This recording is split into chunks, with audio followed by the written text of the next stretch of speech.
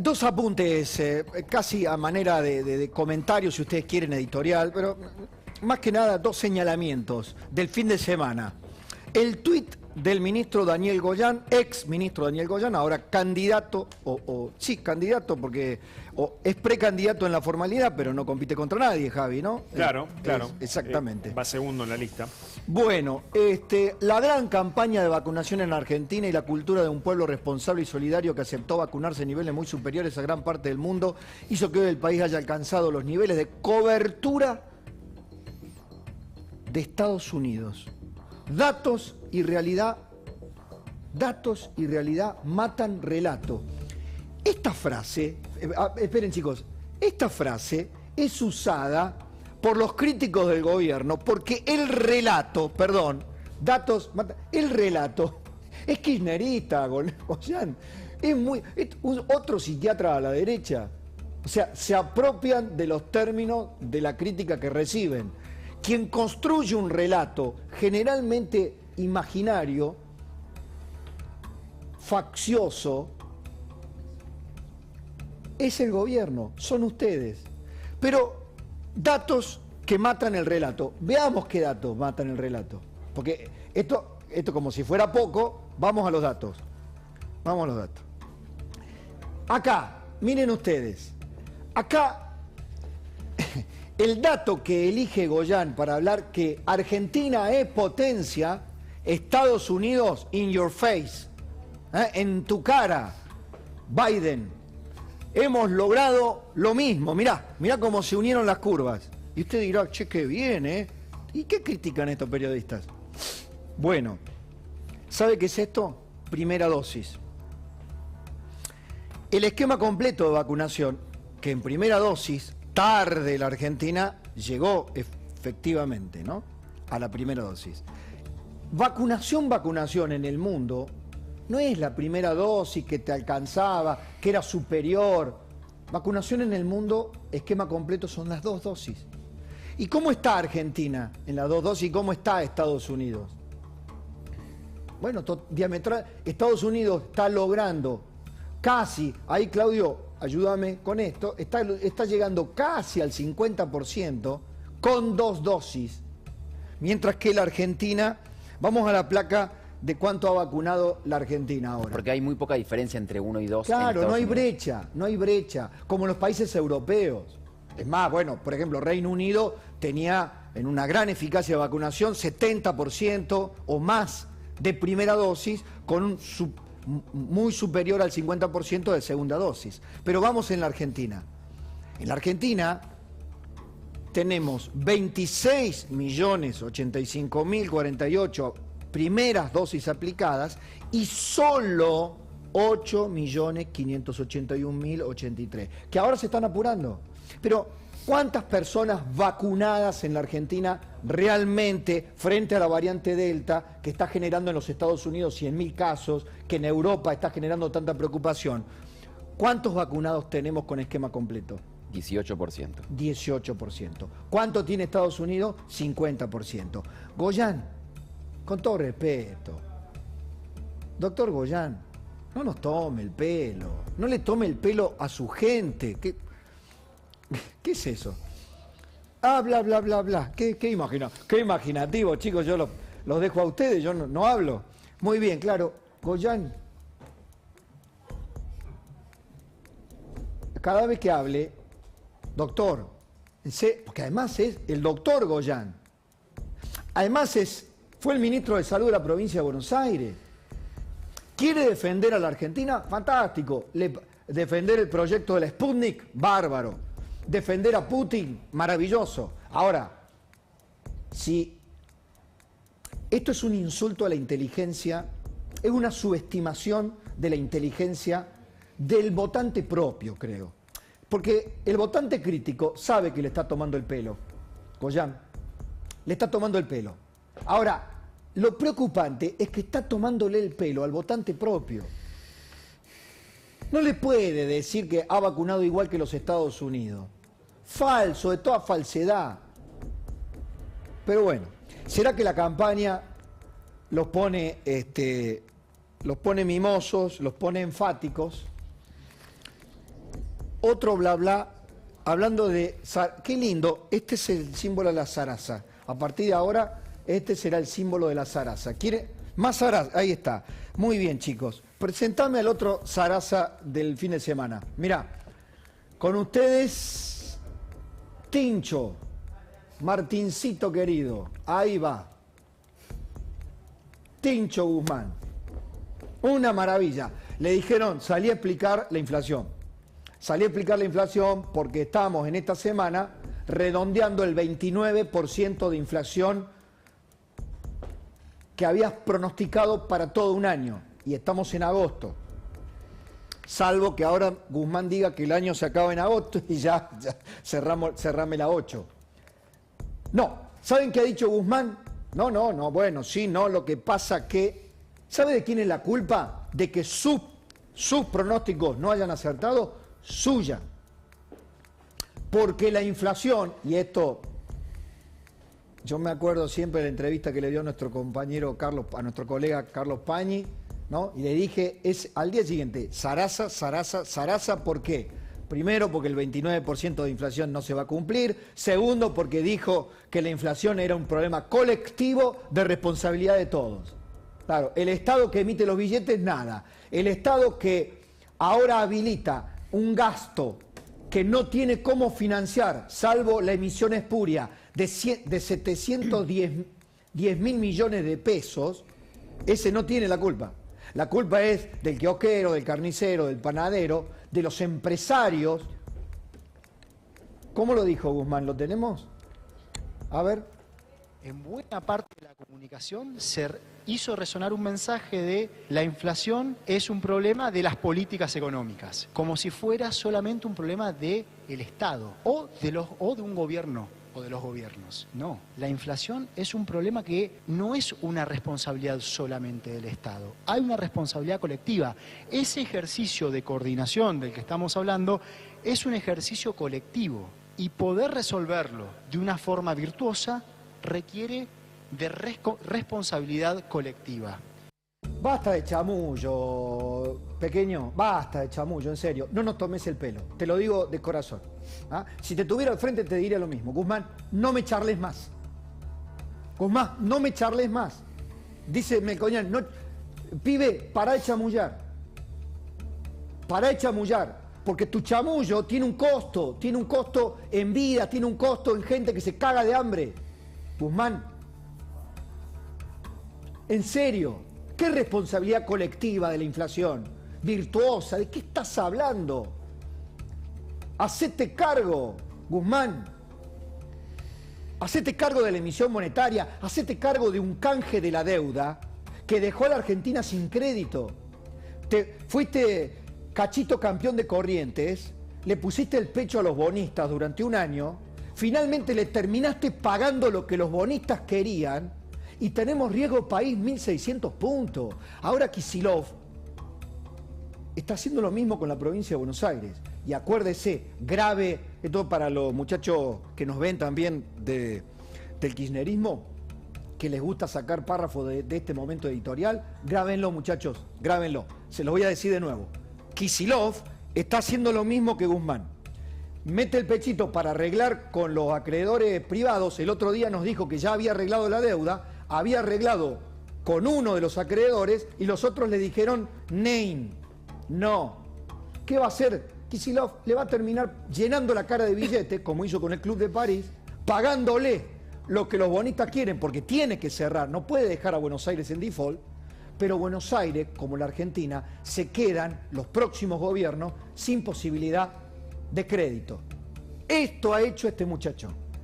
Este muchacho nos ha dejado fuera del crédito en el mundo, en su renegociación del canje exitosa. No me vengan, pero Macri, pero Macri, pero Macri. A Macri lo criticamos en tiempo, en forma, en vivo, en directo y en simultáneo, mientras gobernaba.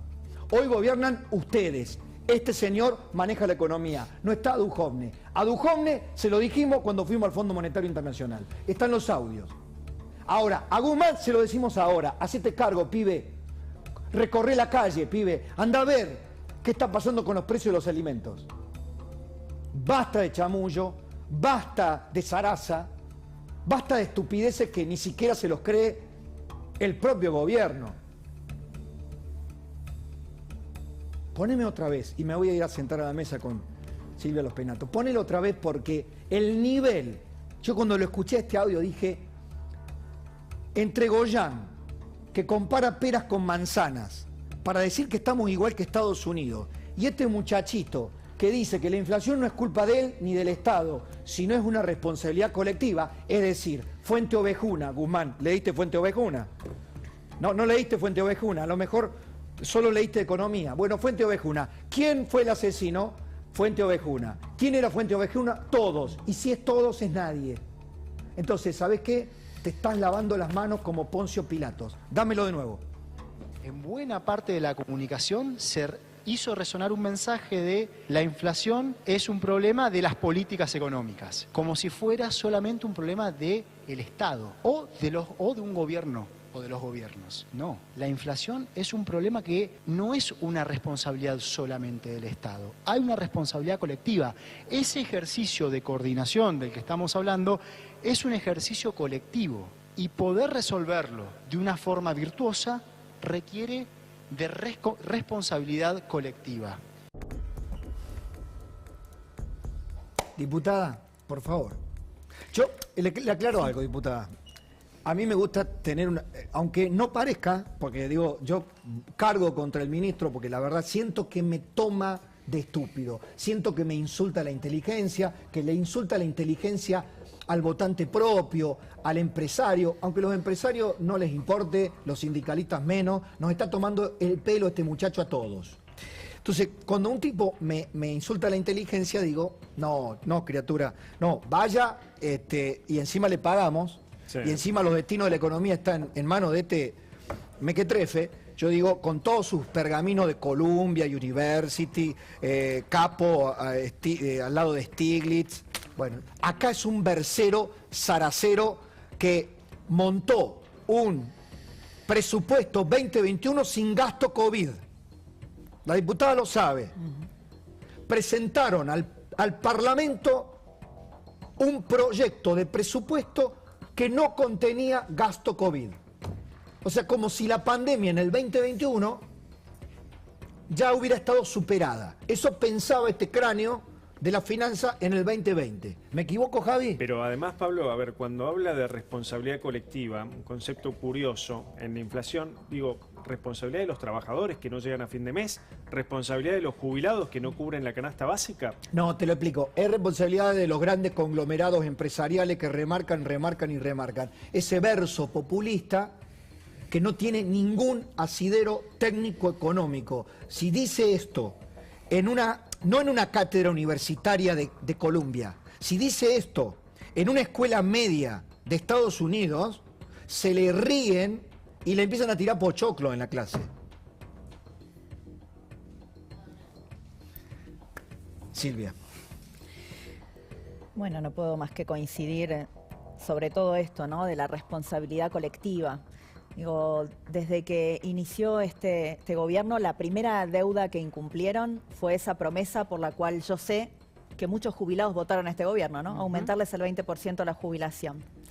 La única reducción en el gasto fiscal que existió en la Argentina en estos 18 o 19 meses es en el gasto jubilatorio, porque lo primero que hicieron fue congelarles a los jubilados, pagarles menos que los que les correspondía por el aumento y después votarles una fórmula que no les respeta la inflación. En su momento, cuando fue el debate, yo lo dije, esto es una estafa tremenda para los jubilados en un contexto inflacionario. Entonces, cuando la inflación crece, recordemos todos los días que este gobierno les votó una fórmula a los jubilados que no les reconoce la inflación. Claro. Les da solamente la mitad de la inflación. Ahora, empieza una campaña electoral y ahí va la aclaración que finalmente no hice, hago ahora. Yo fui muy crítico, a usted le debe constar que yo fui muy crítico de del rumbo económico de Macri, de Dujovne, de lo que terminó esto. Ahora, también es cierto que cuando le pregunto a Martín Tetaz, lo hablé con López Murphy el otro día, digo, las cosas que no se hicieron bien deben debatirse de cara a los ciudadanos que están descreídos ya de todos, porque en economía yo no creo que hoy un ciudadano de a pie crea en nadie. Están quemados con fuego. el gobierno de Macri se fue con una altísima inflación, los que llegaron dijeron que iban a solucionar todo y aquí estamos de nuevo a las andadas. Por eso, digo, ¿cómo plantean hablarle al ciudadano, digamos, para que vuelva a creer, para que vuelva a darles una chance? Ya no ahora en el 2021, sino en el 2023. Sí, bueno, creo que hay que separar lo que es la elección legislativa, porque nosotros sabemos que la solución para la economía en la Argentina va a llevar mucho tiempo.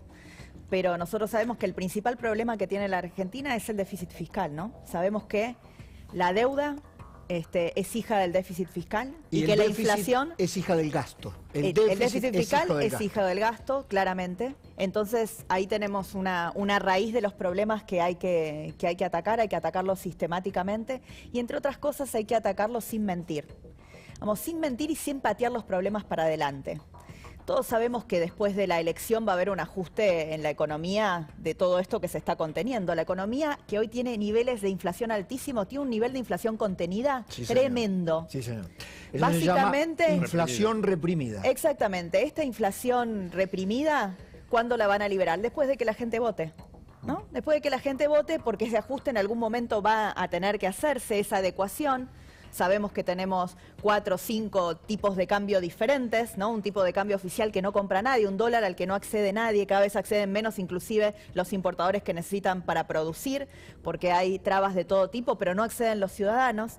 Tenemos una inflación contenida en las tarifas de servicios públicos que no aumentan por la campaña electoral, pero sabemos que cuando termine la campaña electoral ese ajuste va a suceder, y así con muchísimas otras cosas que sabemos que el gobierno está conteniendo la inflación y así todo es altísima. Entonces, más que preocuparnos por lo que está pasando ahora, yo pido que los ciudadanos se preocupen por lo que va a pasar después y empiecen a preguntarle a todos los candidatos ahora en esta elección qué van a hacer con estas cosas, ¿no? Y una de las preguntas, yo retomo el tema de los jubilados, recién tu compañero decía el tema de los trabajadores asalariados, se publicaron unos datos de IDESA que todos conocimos, que es tremendo.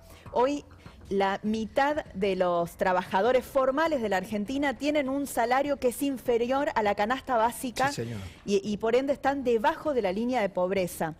Y eso es un empeoramiento de más de 8 puntos respecto a lo que sucedía hace 20 años. Casi 2 millones de personas, dice el Banco Mundial, solamente durante el gobierno de Alberto Fernández, dejaron de ser clase media en la Argentina. Esto es exactamente, digamos, de lo que tenemos que preocuparnos y ocuparnos, porque si no, también parece que todo es lo mismo. Es cierto que nosotros tuvimos problemas en la economía, pero ¿quién no lo va a reconocer? Que una economía dificilísima de gestionar, porque justamente el gobierno anterior hizo lo mismo que está haciendo patear el problema para adelante, patear el problema para adelante. ¿Sabes cuál es la diferencia, Pablo? Que no lo van a poder patear hasta el 2023. Es cierto. Entonces, todo esto que se está cocinando, lamentablemente lo vamos a ver pronto. Seguramente lo puedan patear hasta después de las elecciones. Pero como yo creo en los ciudadanos, no los subestimo. Yo creo que los ciudadanos se dan cuenta que todo lo que tienen ahora es malo, pero lo que viene con este gobierno probablemente es peor. Hay miedo. Me da la sensación, leía a los colegas, a los columnistas, entre los encuestadores que andan recogiendo impresiones de la gente y los políticos que reciben información de los que están en el territorio. Juan Grabois mediante, que dijo: cuidado, y no digo porque sea un alma virtuosa de la política, sino porque entre las advertencias a su propio frente de todos, a su propio, está diciéndole, esto no da para más. Hasta ahora hemos contenido una explosión social, pero, digo, ¿no siente que la política no está conectando con digamos, hay como un movimiento subterráneo que se está gestando o un hartazgo de mucha gente que puede aflorar en algún momento? Mire, yo creo que esta elección de ahora, de fin de año, de noviembre, es crucial justamente por eso. Cuando la elección del 19 generó una crisis de expectativas tremendas, porque volvía el kirchnerismo a la Argentina, muchos proyectos de inversión, muchos proyectos que tenían que ver con, digamos, compensar una Argentina que aún con sus problemas tenía un rumbo, sabía hacia dónde iba. Difícil, porque no era una Argentina fácil, ¿no? Pero a veces cuando nos miramos hoy decimos, qué bien que estaba cuando estábamos mal. porque había 2 millones de personas que eran clase media y que ahora no lo son, ¿no? Porque no había 7 de cada niños pobres hace 2 años. Entonces, en ese momento, digamos, nos costaba ver esto, y la crisis de expectativas que generó la derrota en la PASO del presidente Macri tuvo consecuencias en la economía inmediatas. Y esto pasa en todos los países. Estamos viendo, por ejemplo, lo que está pasando en Perú, el derrumbe de su moneda, también por una crisis de expectativas. Yo me pregunto qué va a pasar si la Argentina reconfirmara una mayoría en ambas cámaras para el kirchnerismo a fin de año. Y esto tiene que ser una pregunta muy concreta que nos hagamos. ¿Qué va a pasar con la medicina privada en la Argentina? ¿Qué van a pasar con las prepagas? Porque esos proyectos que tenían de nacionalización ahora calladitos, ¿no? Calladitos porque asustan a la clase media, calladitos porque asustan a los votantes.